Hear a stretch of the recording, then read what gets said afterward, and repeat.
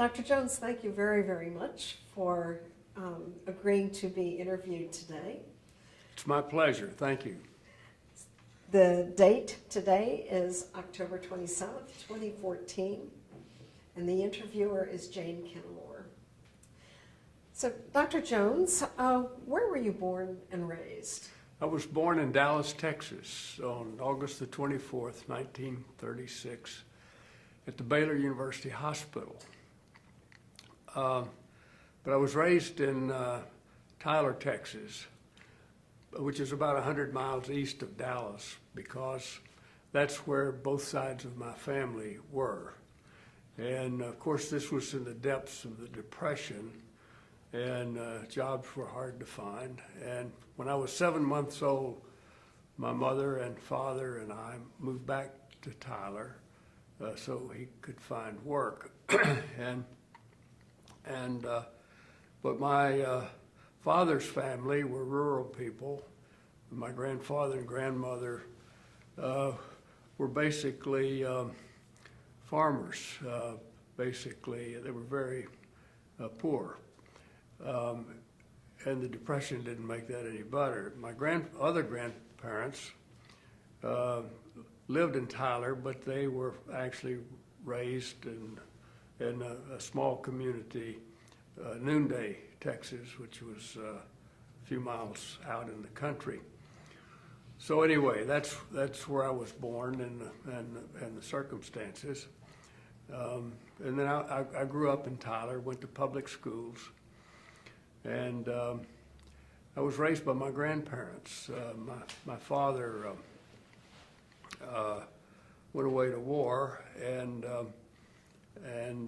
I ended up with my grandparents, where I lived until I was 19. But anyway, I went to public school, and I went to a community college in Tyler, and then they're on. Well, your grandparents, you said, were farmers? My father's father, yes, they lived in the country and were self-sufficient. I mean, they raised all of their own food, and I remember they had no electricity, and they had a well, but no pump, and they were quite self-sufficient.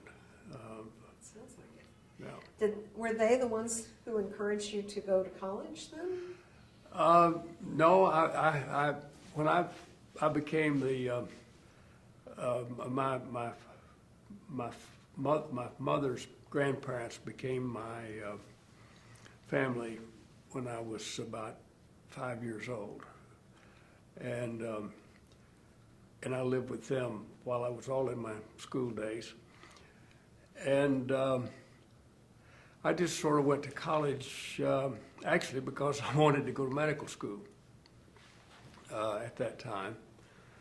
None of my parents or grandparents or any close relatives have ever, they weren't college people, and but it was a time and place in my high school time, and all of my friends and I, of course, knew about college, and that was important. But in the latter days of my high school, I became interested in medicine, and it was a sort of a transformation in my life, because I hadn't been a particularly outstanding student. I did okay, but I didn't study too hard, but I came quite motivated, and I got interested in medicine. Sort of a couple of things influenced me.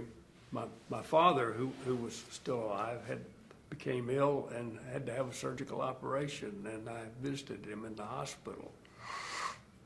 And I'd never been in hospital, didn't know anything about hospitals, but I thought it was very interesting.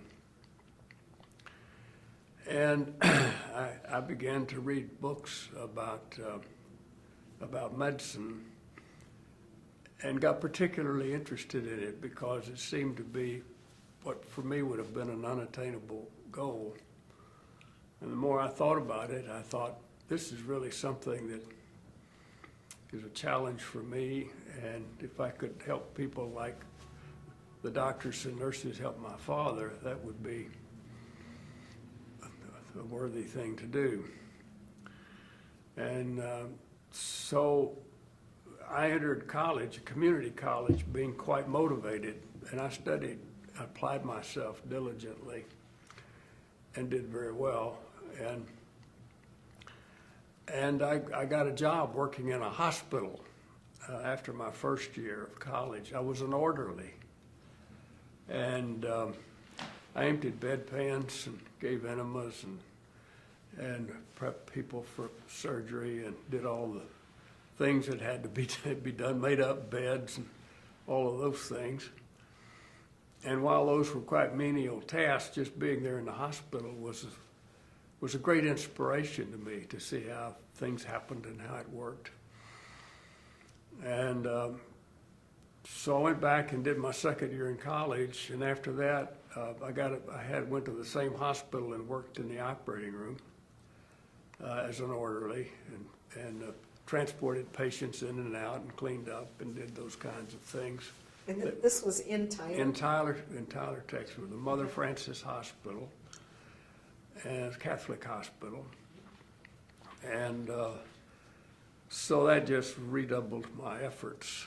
And following that, after my couple of years in junior college, which were very good, it was a good thing for me to go to junior college because I really learned how to study, and I had quite good teachers. It was very good in those days, and I was well prepared to go to the university. And I went to the University of Texas and did well, applied to medical school, and was admitted to medical school in Galveston. And that was when Galveston was it the only medical school? No, there were 3 medical schools in Texas, and at that time, there was Galveston, which was the oldest. I think it was started in 1890. Yeah. And then there was Baylor Medical School. Baylor was originally in Dallas. The Baylor University Hospital was in Dallas, Texas. But after World War II, the city fathers in Houston prevailed on Baylor University to move their medical school to Houston. And that was really the beginning of what became the world-famous Texas Medical Center when Baylor moved their school to Houston. Their first class graduated in Houston in 1949. Well, the departure of Baylor Medical School from Dallas left the city fathers pondering what to do, so there were enough people interested in medical education who remained in Dallas that became the nucleus of the faculty of a new medical school which was established in Dallas, and it became the University of Texas Southwestern Medical. So anyway, I applied to all 3 of those schools and was accepted at Galveston and Southwestern, and I chose to go to Galveston. And you were there in the before we go back, Yes. what attracted you to medicine specifically? Well, I said I had the experience with my father having an illness that required a hospitalization. Well, there's one other thing that I didn't mention, and that is I wasn't much of an athlete when I was in school, but I was invited to be the manager of the high school basketball team, and I looked after the equipment and so forth. But the other thing I did was sort of a trainer. I taped ankles and looked after minor bumps and scrapes, and got sort of introduced to the notion of anatomical things related to sprained ankles and bruises and muscle cramps and those kinds of things. And well, I thought that was kind of interesting, giving service in that capacity. So that was another thing that helped me through there. And I just got The other thing that happened, I was really never committed to much of anything during my adolescence and high school days. And it was sort of like an awakening. And I thought that was really, became kind of a calling to me to do well enough to get into medical school and so forth. And I did very well when I applied myself in college.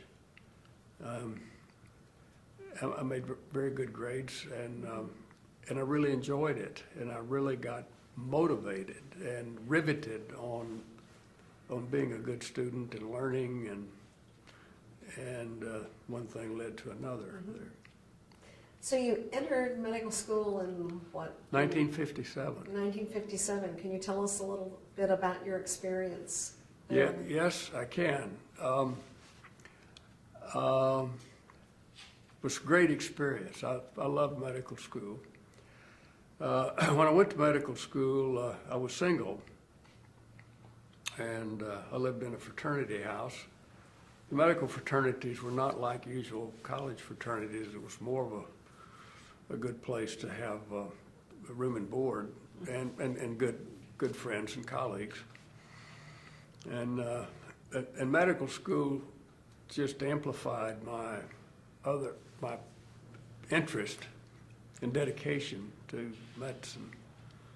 And I did well in medical school, but also under the circumstances, my high school sweetheart had moved from Tyler to a town just north of Galveston, and she had gone to nursing school and had just returned to her home in Lamarck, Texas, and she was working as an operating room nurse in a hospital in Texas City, which was just north of Galveston. And so we reconnected and became quite close. And at the end of my first year in medical school, we got married. And so that was a big event in my first year of medicine. I really enjoyed medicine, and then we got married. And she continued to work, and I continued to study hard, and we really had a great life there. And I guess when I was a junior medical student, our first child was born, and when I was a senior medical student, our second child was born. and then later on, after I had finished internship, we had another child. So all of my children were born at the John Seeley Hospital in Galveston. So I have fairly emotional attachments to Texas and to the University of Texas Medical Branch. Yeah, as do I. What attracted you to surgery? Well, I think what got me off on that foot was I had worked that summer in the operating room. I just loved it. I mean, I just loved everything about it. And I like the instruments, and I just like the idea of doing those things. And I like the idea of seeing the problem and making a diagnosis and doing something that for which it was immediate outcomes. I got interested in outcomes fairly early. I was particularly keen about having good outcomes. And but I was really interested in everything. I mean, when I went through medical school, I was interested in pathology, and and then when we had our clinical rotations, I was interested in obstetrics and loved to deliver babies. And when I was in pediatrics, I liked that. And when I was in internal medicine, I loved the challenge of making a diagnosis and thinking through all of these things. And I liked orthopedics, and that's actually one of my mentors was a plastic surgeon. I loved plastic surgery and so forth. But I really liked the idea of taking care of really sick people, and that's what attracted me into general surgery, because that still provided the diagnosis challenge and the challenge of analyzing clinical problems and clinical decision making, but it also involved a therapy that was sort of here and now. And I really liked doing operations, or being involved in operations at the time, and then subsequently doing operations. And it was just not much of a question in my mind where I was headed when I got into medical school. So you liked whichever you Did. happened to be in, but surgery topped them all. But surgery Yeah. really brought it all to, I could have it all. I could have the diagnostic challenge and the understanding of pathophysiology and that, and then plus having the challenge of developing surgical skills and surgical judgment. And that did it for me. I saw that you were at UTMB in 1961, which was the year that Hurricane Carla hit Galveston. Right. And that was probably the worst hurricane to hit Galveston since the 1900 storm. That is correct. And only the one in 2007 has surpassed it. When I lived in Galveston, I heard horror stories about Carla and UTMB and everything that happened there. Can you tell a little bit about your experience there? I can. It was a long time ago, but at my age, sometimes I remember things a long time ago better than what happened yesterday. I remember arriving in Galveston that first year. We all started in August, and in that season there was a huge hurricane. I've forgotten the name, Audrey or something like that came in over in Louisiana. And the people were warned about that, but they dismissed it, and they've thought, well, we've had hurricanes before, and they didn't really do anything about it. And hundreds of people were killed in that particular storm. And so a few years later, when Carla came, people still remembered that. And maybe also the warning was a little bit better a few years later than it was at the time of the Louisiana hurricane. But we had advance warning. And people left Galveston. They evacuated the island and went to Houston or to other places inland. And my wife and my children went to Houston and stayed with relatives. So a lot of people, the population of Galveston had diminished substantially. Then the hurricane came, and it was quite an experience. I mean, the winds were 118 miles an hour, and the sea was high, and flooded the island. And the interesting thing, or one of the tragic things about it, was when they had built what was then the, quote, new John Seeley Hospital, unquote, all the appliances were in the basement. And all of the appliances and the energy systems and so forth were flooded, and they weren't operating. So here was the hospital, and it had no electricity. Water supply was off, and there were no telephones. And so I think a lot of people that weren't, the hospital was evacuated to the extent that they could do that. But I remember doing without water and electricity and telephones and using the stairs, and the operating rooms were out of commission, and the maintenance people struggled to do what they could do to try to restore services. And there were a lot of innovation took place and creative use of resources. there were very few people that were actually injured by the hurricane. But there seemed to be an inordinate amount of snake bites because the water forced the snakes into the town, and there were few. It wasn't a serious problem, but it was just something that people remembered. They'd saw some snake bites. But the main thing, the wind and the water caused a lot of damage in Galveston, but one of the real destructive things was that there was a water spout, that is to say a cyclone, went straight across the middle of Galveston Island.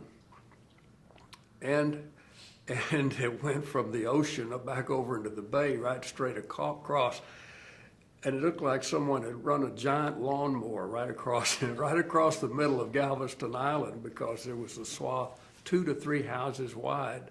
It was just leveled. And it was astonishing. There weren't just hundreds of casualties, but there were very few really serious casualties. And because the warning, people heeded the warning, and they had time to evacuate the island. And I also understood that it was a shelter. The hospital was a shelter It was. for the community as well. Yeah, there were. People came in, and there were other places, schools and other places where people could go and get shelter. But we were out without power for several days, and it was hot. It was very warm, and but people just kind of pulled together, and you know, I was kind of proud of the way my colleagues and the leaders in the hospital were there, and pulling together. It was kind of an uplifting moment. Thank you. From Galveston, you went to the University of Pennsylvania. Yes. To do your residency. How did your residency training there differ from your Galveston experience?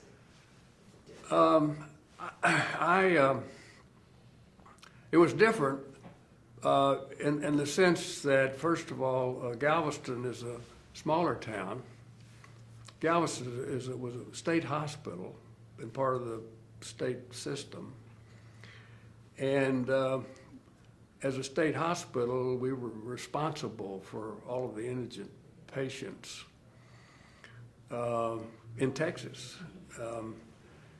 And we had a very high Hispanic census for people that came up from Southwest Texas, or even there was a large Hispanic population in our area anyway.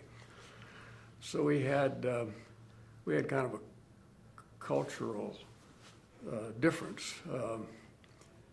But it was a state hospital. It was a hospital that had a high level of indigent patients.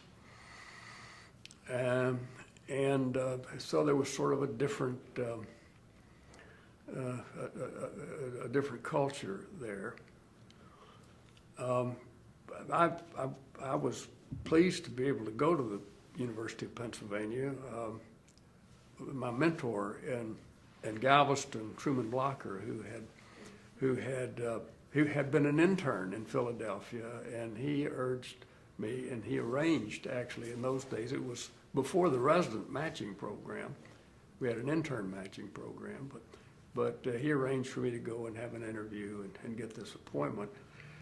But I had wanted to go someplace else. Was born and raised there, and I realized in medical school that there were other opportunities in different parts, and I've wanted the opportunity to live in a different part and see a different culture, and so we went. But the University of Pennsylvania, while it was a university hospital, it was a private hospital, and it just had a different culture than we had in Galveston. And of course, Philadelphia itself was a different place, socially and politically and every other way. And it was just a great opportunity for me. And it took me a little while to get accustomed to being in the big city, but that didn't take too long, because when you're a resident or an intern, it didn't really make all that much difference. I mean, we lived all of our life in the hospital, and but we did get out occasionally, and just to be able to enjoy see the sights in Philadelphia and in the Northeast. And my wife loved it. Initially we lived in a small town across the river in New Jersey, and I commuted, and she loved that. And we would explore New Jersey. It was I'd always thought of New Jersey as being a big city place, but rural New Jersey is simply beautiful and charming, and it was a whole new look for us from having come from Texas, the flora and the fauna and everything. First time we ever saw somebody ice skating on a pond. It was a great cultural and social change. But the hospital was big and bigger, and it was probably a little higher pressure and on the residents, but I fell in love with the place. It was great collegiality among the house officers, but it was a different culture, a different place, and a different population of patients than I had seen in Galveston. Thank you. How did you decide to go into gastrointestinal, or how did you decide to specialize in surgery of the gastrointestinal? Right. Well, my mentor there, my chairman, Dr. Rhodes, was primarily a gastrointestinal surgeon. He did gastric and biliary and pancreatic and colorectal surgery.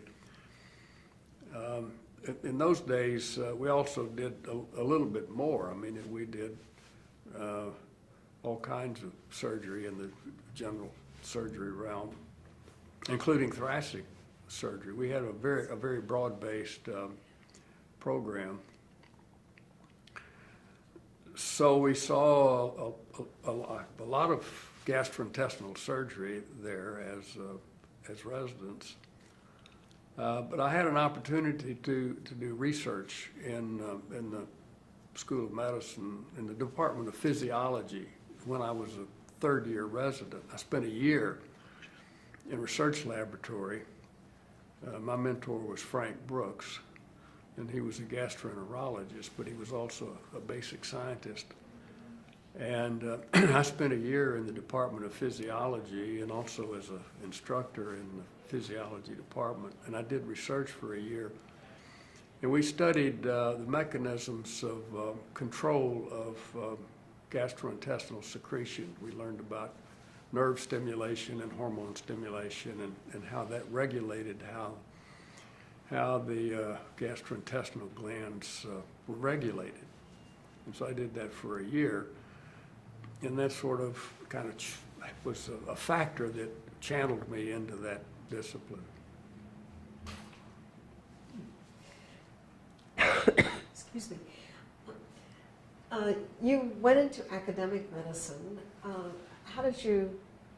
What led you to academic medicine over private practice? Well, I love to see patients and do that sort of thing. And when I went into it, I thought, well, when I get through, I'm going into practice. But I really got attracted to the academic things and the research, and I had a good experience during my year in research. And quite frankly, I kind of like being an academic medical center. And I like the idea of having opportunity to not only to practice and see patients and do operations and look after seriously ill patients, but I just like the atmosphere, the idea of being in a learning atmosphere, and the idea of dealing with new knowledge and being where innovative things were happening, and the teaching, and it just felt like home to me to be in an academic center. And I had people that I really admired were the academic leaders in the place, and I guess my mentors had something to do with that. And the other thing is that opportunities for that just opened up, and I just kept. I thought I'd just keep doing academic things until it wasn't possible for me to do that anymore, and that interdiction never happened. So I just kept doing the same old thing over and over, year after year, and moving from one spot to another, and liking it a little bit better all the time. Now, I had times when I would kind of think, well, maybe I ought to be doing this, and I had opportunities to go into practice. I had opportunity to go back to my hometown, and I had some opportunities.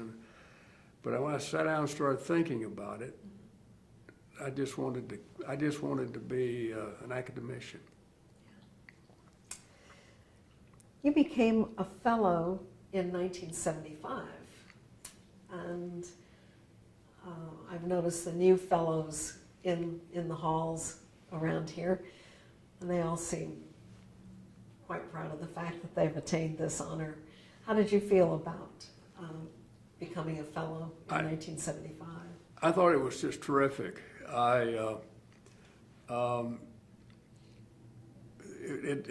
allowed an opportunity to participate in the programs, and as in some way other than as an attendee, and that just kind of opened the door to get into the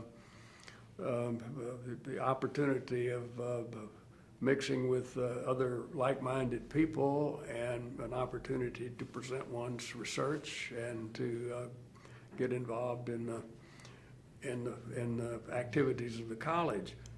And of course, all of my teachers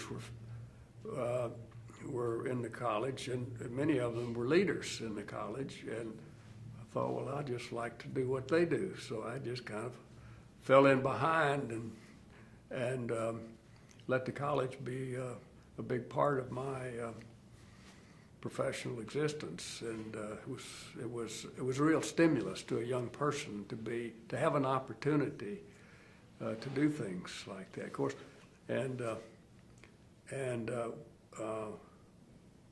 Anyway, my first paper I ever presented, I guess, was at the Surgical Forum at the college, and that really got me started down that channel. And what was the topic? I had worked on the control of bile secretion, and we were demonstrating that the gastrointestinal hormones had an influence on that, and that's what I was talking about. So you say that the college is so important. What does it do for the fellows in the college and for patients at large? I mean, what's the value of the college? Oh. Can you give some specifics? I really can. If I could generalize, I can be general or specific, but the American College of Surgeons is the most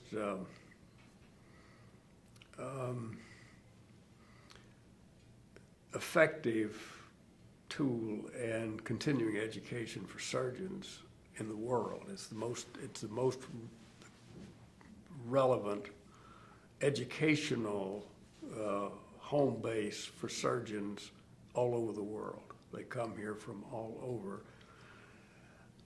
And it's been that way ever since it began. I mean, that's sort of and it has fulfilled that mission with increasing effectiveness year after year after year. So it's an opportunity to stay abreast for all kinds of surgeons to come here and see this array of educational venues and movies and videos and panel discussions and the latest in educational technique and communication. But the other thing it does is gives an opportunity for surgeons to come and talk to one another, networking. And so they know what's going on and what kind of thing we're exchanging ideas. and you can hear the research, and it's a stimulus to go back home and take a look at this and take a look at that. So it just provides a lot of other resources, things for the college does, such as insurance programs and other things like that. But I think by far and away, the thing that's most attractive to surgeons of all disciplines is the contact with education and the feeling of professionalism that the college imparts. If you look at the new fellows that are joining today, or that are being admitted today, how has their education differed from your residency training over the years? Oh, Do you see advantages in both? Do you see major disadvantages? well, I see, yeah, advantages and disadvantages, but major differences. And I sort of think we hear all this talk today about innovation and how important innovation is. Surgeons in this country have been living in innovation for years. I mean, I think about when I started a medical school in 1957, how the organization of the hospital, for one thing, and the things that we could do and the technology was available compared to what it is today is unbelievable. It's unbelievable. And I started a medical school in 1957, which was 12 years after the end of World War II. And one thing that happened then is at the end of World War II, the United States and Canada were the only industrialized nations left standing on this planet. So we had a lot of resources, and we changed our economy from a wartime economy to a peacetime productivity and restoration of the rest of the world. But that included a huge investment in medicine and healthcare. The NIH grew by leaps and bounds. There were resources available and they developed great programs for extramural research for our medical schools. Hill-Burton Act allowed the construction of hospitals in virtually every community that wanted a hospital.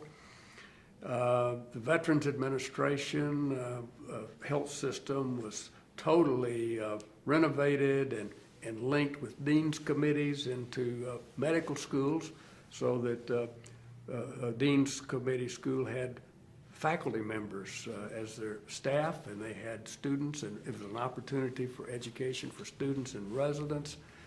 And all that began to unfold as I was a medical student. The medical profession was at the height of its influence, its political and political influence in the 50s, in the middle of the 20th century, and there was little concern about malpractice. That was something that just wasn't even medical malpractice was something that was not even an issue in those days. And the insurance industry and the pharmaceutical industry, the hospital industries were not as powerful as they became within 20 years or 30 years after I was in medical school. So medicine was relatively sovereign in the middle of the 20th century. It controlled hospitals, it controlled the drug companies, it controlled the insurance companies, and it controlled itself. And so as time went by, these other forces became stronger and stronger, and medicine gave way to that over the 20th century. So the political scene in medicine was totally different. But I think the biggest thing that's happened is innovation and new technology. When I was a medical student, the space program began, and that led to that had technological implications that lapped over into medicine. Computers. Golly, I remember just a hospital administration. We had a hospital director, and he had an assistant, and there would be a secretarial staff, and that was about it.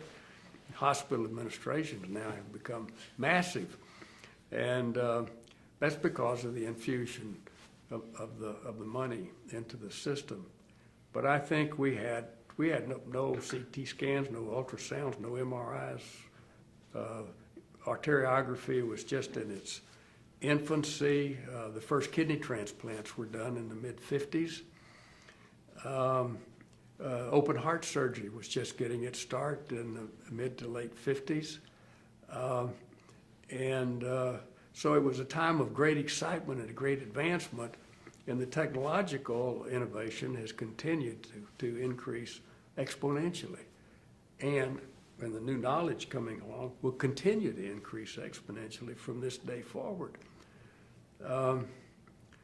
So it was, it's just been kind of a great privilege to have lived during this time, to see medicine evolve and change. And you asked me about sort of the differences now about the education. I really haven't forgotten your question, but I have had a tendency to reflect on things that are important to me, historically speaking.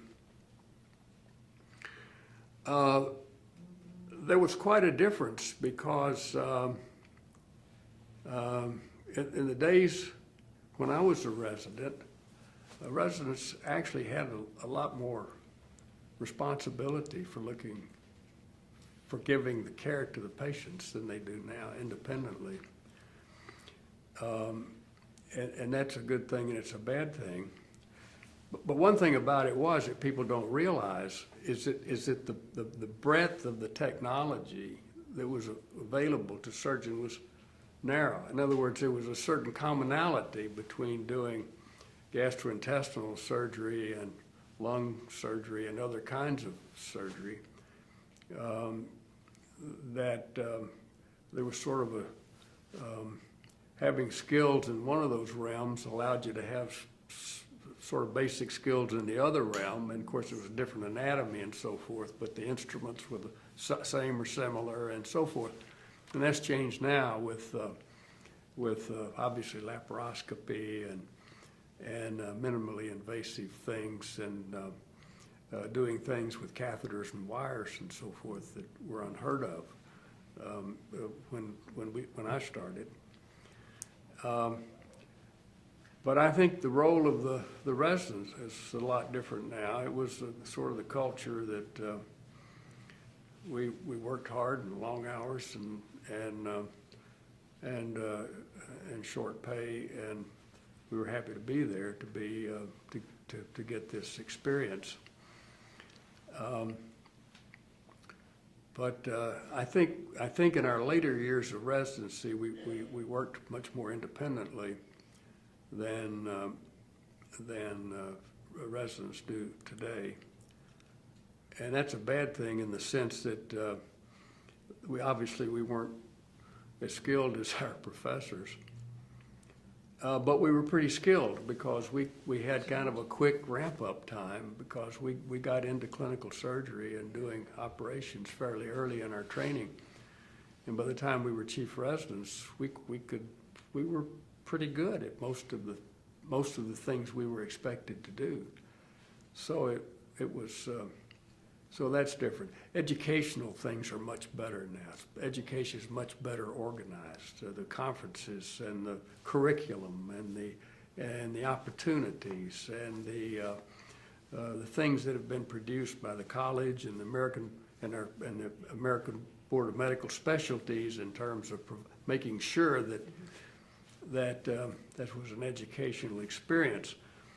There's the trainees were what realm were they in? Were they there to provide service, or were they there to be educated? Were they students, or were they part of the workforce? And in the early days, they could kind of look at that however they wanted to. And today, you had to be there to provide service and do the work and get the work done and so forth. And then, oh yes, this is teaching. But I think there's more of a balance and a regard for the educational experience of trainees today than there was in the 1950s. That's not to say the residents didn't get trained. They got trained extremely well and can go out and practice. But it was just that's just the way things have evolved. We were talking with Dr. Newman this morning. Yes. And I asked her about the differences. And I think it came up because she said that in her residency she was on call every other night, as I'm sure you were. I was, absolutely. Yeah. And her take on it was that the 80 hours that the resident works today are much more intense than the 36 on, 12 off. Right. That was worked 50 years ago. Right.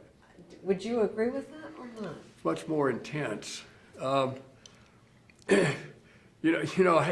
It's a kind of 80-hour work week. I mean, if you go out and talk to somebody on the street and say, well, that's an 80-hour work week, they think you came in from a moon rocket or something. I mean, it'd be crazy. Nobody could believe that.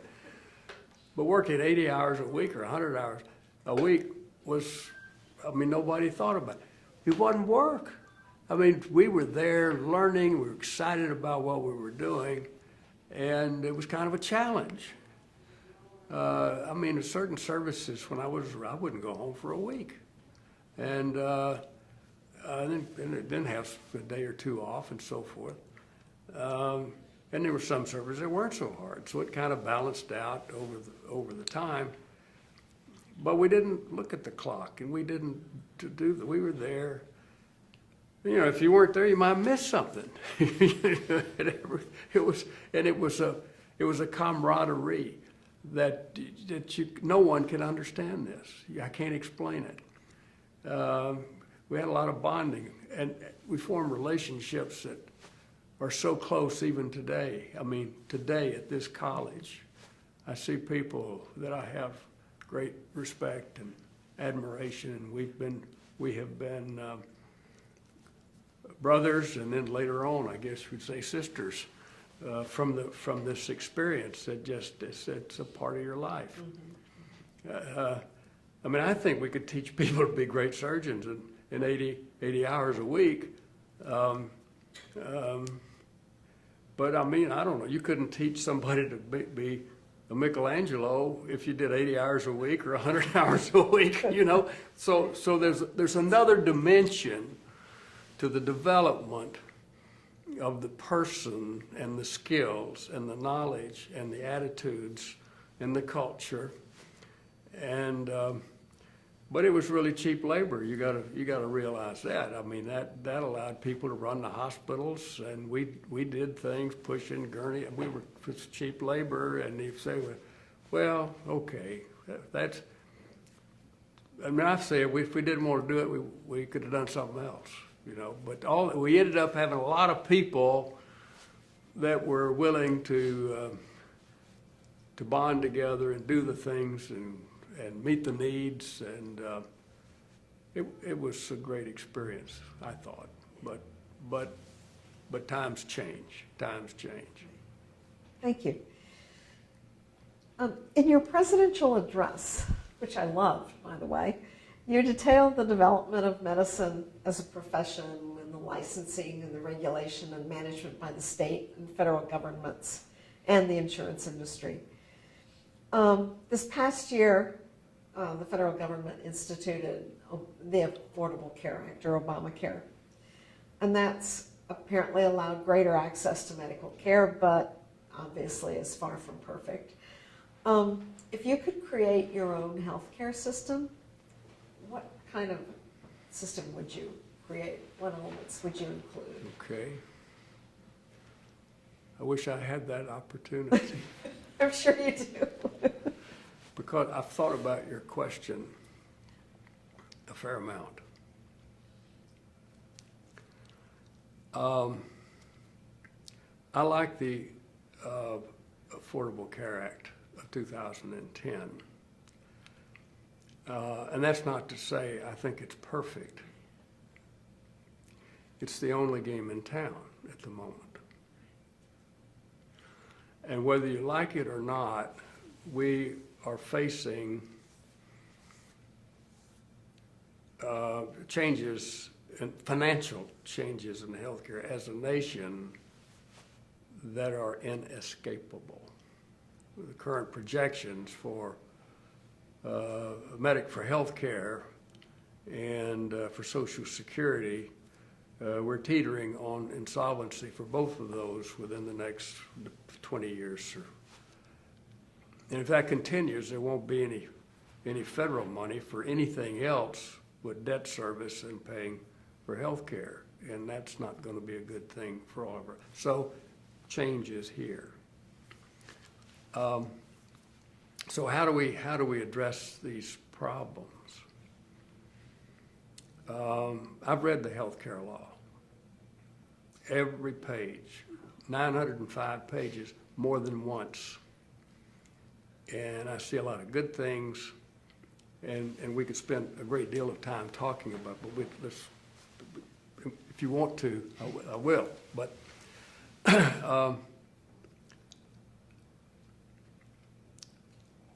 there's several things that we have to address, and we're going to have to make decisions about how we use our healthcare resources. And before we even go there, I want to make it clear that we have people in our country and in our society that are not as well off as others. And what I haven't heard a lot of conversation about it, who are these people? You know, we've heard before that 30% of Americans didn't have any health insurance, or 35 or maybe 40% didn't have health insurance. The other thing we'll talk about later, what's the difference between health insurance and health care? That tends to get blurred as we get in, obfuscated, I would say. But let's start with something very basic. We have underprivileged people. Who's responsible for those people? Well, they're responsible for themselves, but they also need a helping hand. The people that need help. When I was in medical school, I was taught that 10% of our population has serious mental illness. 10% of our population is 30 million people. There are 30 million people today that, through no fault of their own, can't hold a job 40 hours a week, even if there were a job there for them. Some of these people are sleeping on park benches or under bridges. They're hearing voices. They can't work. They have to be either neglected or looked after by someone other than themselves. So, and that's just the start of it. People are born every day with serious defects of one kind or another. Physical, mental, biochemical. They will alter their lives in such a way that they're disabled through no fault of their own. There are people that are born every day who simply do not have the mental or psychological skills necessary to learn how to work a computer or some complex thing, or to read or to write or whatever. So through no fault of anyone's, in our country today, we have 30 million, 50 million, 60 million people who need a hand. Now, here's where I differ from everybody else. I think those people are responsible for themselves, and I think we've done a good job of finding opportunities for disabled people to work. And you can see this every day in your grocery stores or in other places where people, and we should continue to do those things. The other thing that can help these people is their families. But families are not, in our nation, are not what they used to be. The nuclear family. Families are spread all over here from coast to coast, and the children and the grandchildren or the parents are all over. And they're not family opportunities for looking after one another that we used to have. And that's nobody's fault. That's just the way our culture has evolved. So I think governments have a responsibility to look after underprivileged people. They need a safety net, and that should be state, city, county, state, local, and federal governments are going to have to do that. And I believe that, and I believe we should shape our laws in order that someone does that. So I'm in favor of many of the things that I read in the Affordable Care Act. And any thoughtful person should be able to step up and say that we should assume responsibility for our underprivileged people. So that's the first thing I will say. There are a lot of people in our country that don't even have to think about insurance or health care. The 1%. And I would say maybe the 5% or the 20% or whatever percent of their upper levels are okay. So I think we need to really give a lot of help to the 30 million or 40 million or 60 million I just talked about. And I think we ought to give a little help also to that other group. Healthcare costs is the #1 cause of personal bankruptcy in this country. Now that's also happening. When I went to medical school, there was a middle class, shopkeepers and professional people and people that had a job working in a factory, had enough money to send their kids to school. Student loans were unheard of. That's not true, because since the heydays of the great middle class of the 50s and early 60s, that's been wiped out. The income disparity is unlike it has been in a long time, and it's likely to stay that way for a while. So I think we need some of our national resources to help people so that their lives are not ruined economically because they get sick. So that's what I think. Yeah. And I read this law, and there are opportunities in there for this to happen. Mm-hmm. See, I'm on the one side of the political divide. All of my friends, most of my colleagues are on the other.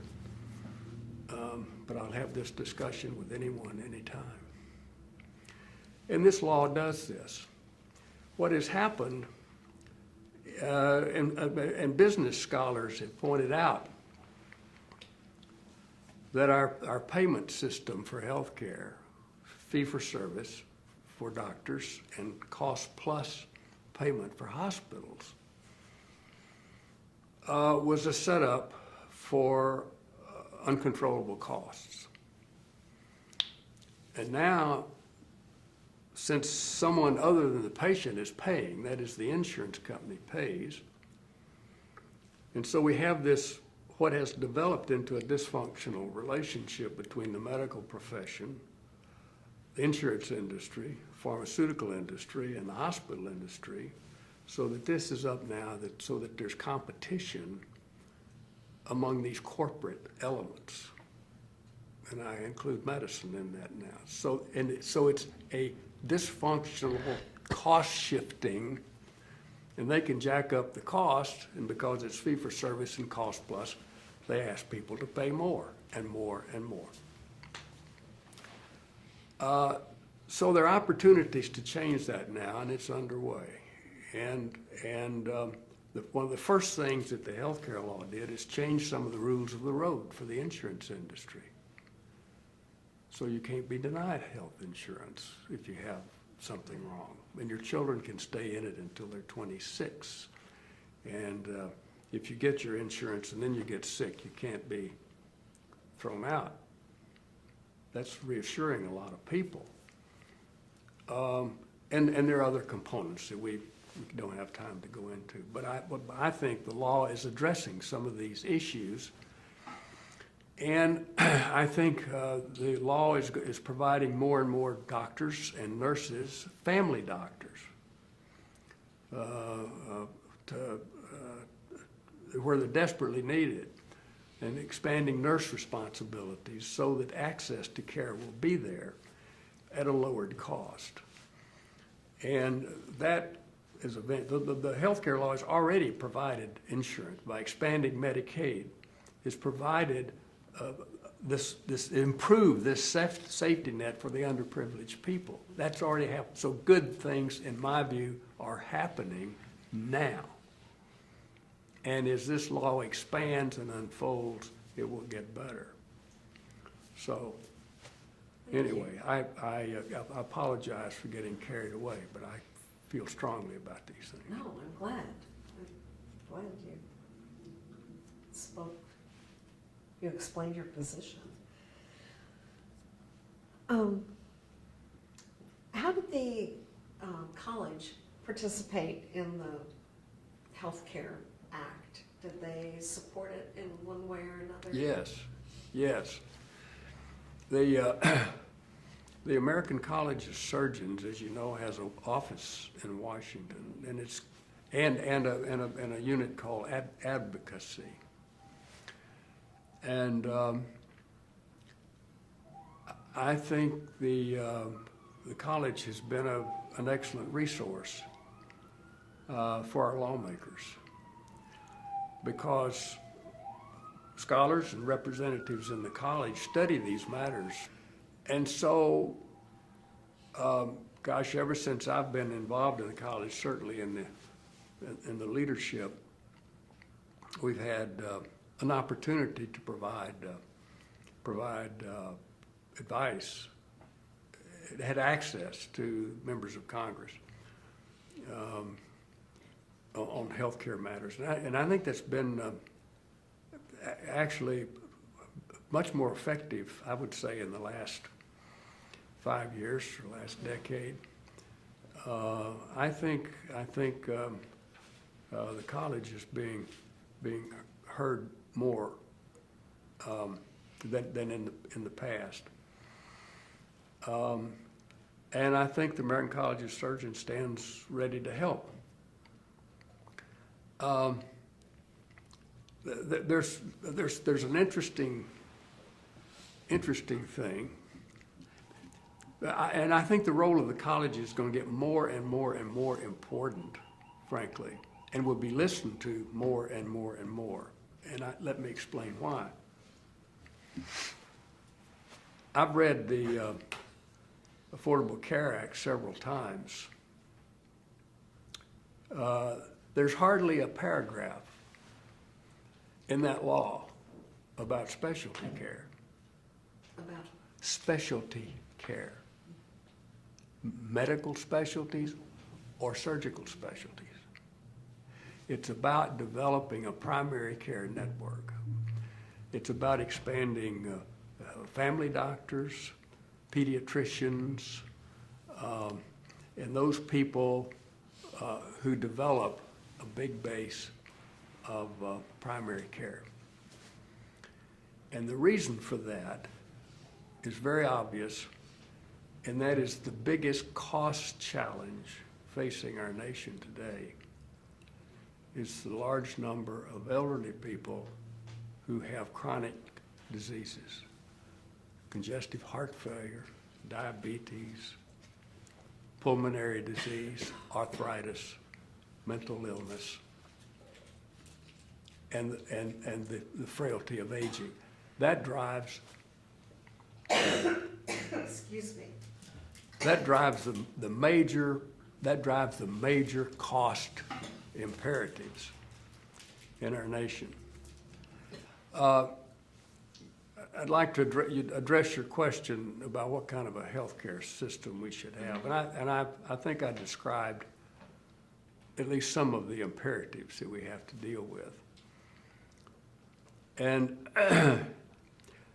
and so I think we need to have provisions for helping people that can't help themselves, and we have to define the limits of that. So I think we should have a health system that helps those who need the help. But I think we can have a two-tiered health system. I'm thinking we can have a system that is designed to help the needy, but I think we should also have a private system that people who have the means can buy any kind of health insurance they want. And you can criticize that, but I think if we look at the responsibilities of ourselves as nations and looking after our fellow citizens, that's just fine. And I think it's about as ethical a system as one could have. We have, collectively, we looked after the needy, and for those who are very fortunate to have resources, they ought to have affordable health insurance and health care. So I would have a two-tiered system which had a platform of support for the needy, and then those who have the resources can buy any kind of health that they want to go. If they want to do first class, or if they want to do this class or that class, they can buy in at whatever level they want. And that would be the basis of the system. Thank you. Yeah. What do you feel your major accomplishments as president of the college were? That's hard for me to say. You know, Well, we could phrase it a different yeah, way. What interested you the yeah, most? let me answer that question. I feel very strange. I'm surrounded by the smartest, most productive people, innovative, creative people that I could ever imagine on this planet. I mean, just in the run-up, I meet my friends and my colleagues that have made important discoveries and have developed ways to relieve pain and suffering with new knowledge and new technologies in ways that are unimaginable. I haven't really done anything. I don't know what I'm doing here, you know. And so the only thing I could say when I've been asked to do a task or do something, I did it. But I really haven't.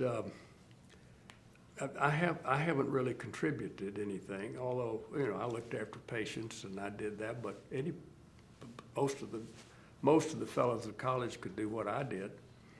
And I'm kind of amazed that I'm here talking to you today about these kinds of things, because of all the great things that have been done by people I have been simply privileged to be in the same room with. Blows my mind. I can't believe it. So I can't answer your question because I can't really go out and nail down something that I really did that's going to help all the people get better. So I don't know. I don't know why I'm here. So you want me to come in and talk about things, and here I am. That I'm telling you, that I've been privileged to associate with the most wonderful people I could ever imagine. Honest, thoughtful, smart, dedicated, committed people. And I'm just saying, what a privilege it is for me to even be able to know these people. It's Well, you know wonderful. what? I bet they feel the same way about you. I don't know. I don't know. But it's a wonderful experience to be here. I see my friends of 30 years and 40 years. And the young people coming along are scary. They're so smart. They do things. I mean, they come into this game with skills that most of us will never have, with computer and communication and interpersonal skills and intelligence and education. And I look at the young people and I think, thank God, they're going to be my doctor at some point. I just live in awe of the whole thing. I live in awe of my contemporaries. I live in special awe of the young kids coming along. You know, last night we had this convocation. There was 1,600 new surgeons out there. And look at those people. You know, people worry about what's going to happen in healthcare, and this is, let me tell you, ladies and gentlemen in this room, it's going to get really good. Better than ever. Because the new knowledge and the new people and the new approach, if we can control the costs, and I frankly think all the people I know are eager and willing to make it better and to do more, because we've always stepped up, worked a little harder. You know, you run a little faster and jump a little higher and make it happen. Now there's a limit to that, but I think we're going to make this system fit these people that we're going to be able to. It's going to be, you know, and it's all people. The nurses, people don't talk so much about the nurse. That's an imperative that we have to deal with. This whole new healthcare system is going to require more nurses, and they're going to have more responsibility than ever before. You know, if I were you, I've got grandkids now, I would just give anything if they would go into healthcare, because I think it's going to be wonderful in this country, and we've got opportunities all over the world to help people.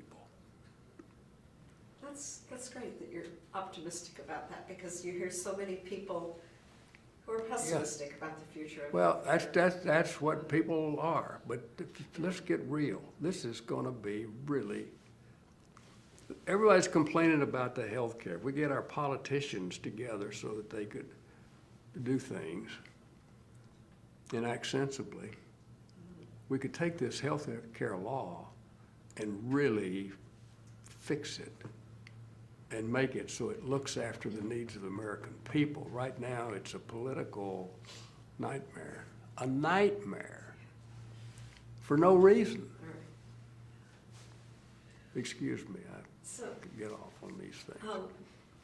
My final question is, what is the future of the American College of Surgeons? How will it be relevant in the future? Oh, I'll tell you, I am so proud of what's happening now.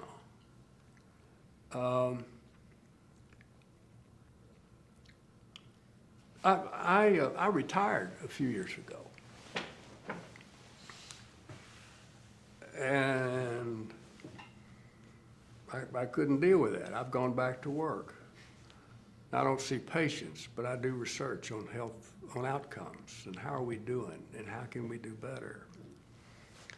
I have an appointment in an office at the University of Virginia, in a place of people I work with, and I was on the executive staff of the college for 4 years, getting some of the NSQIP programs started, and the bariatric surgery program, and a few other things. That's what I worked on. And I retired at age 70, thinking that's what a 70-year-old man ought to do, go out and retire. Well, I don't want to be a 70-year-old man. I want to be back in here working.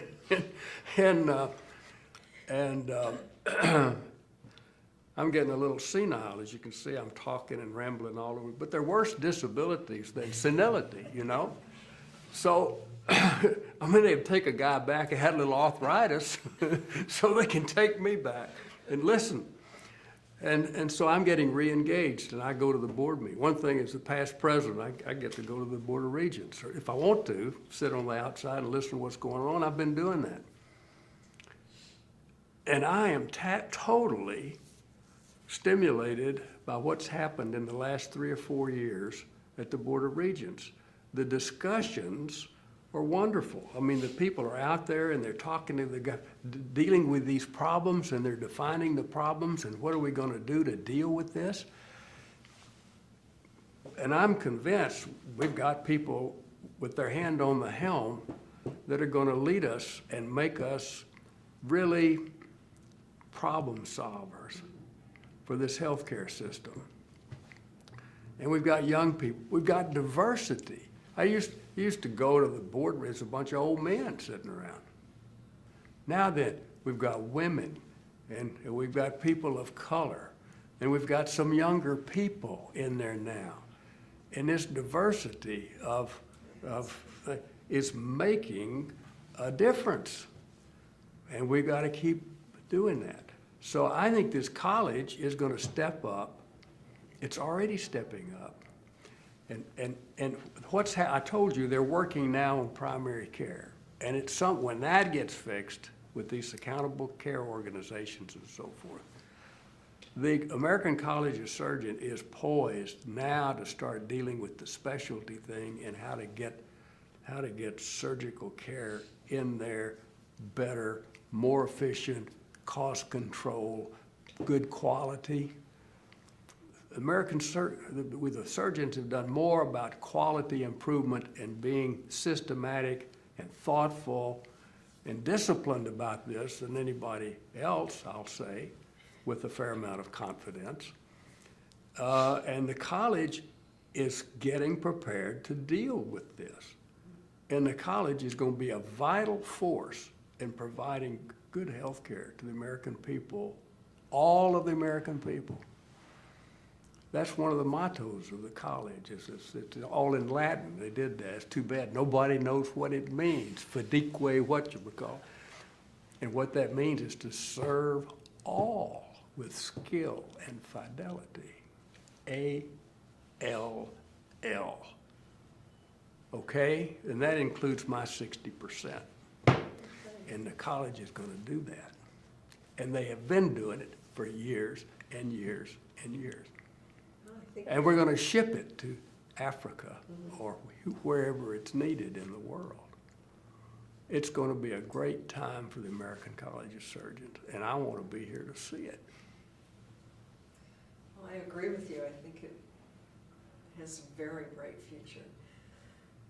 So, thank you so much, Dr. Jones. Okay. Do you have anything else that you would like to Yeah, I say? hope you won't show this to anybody.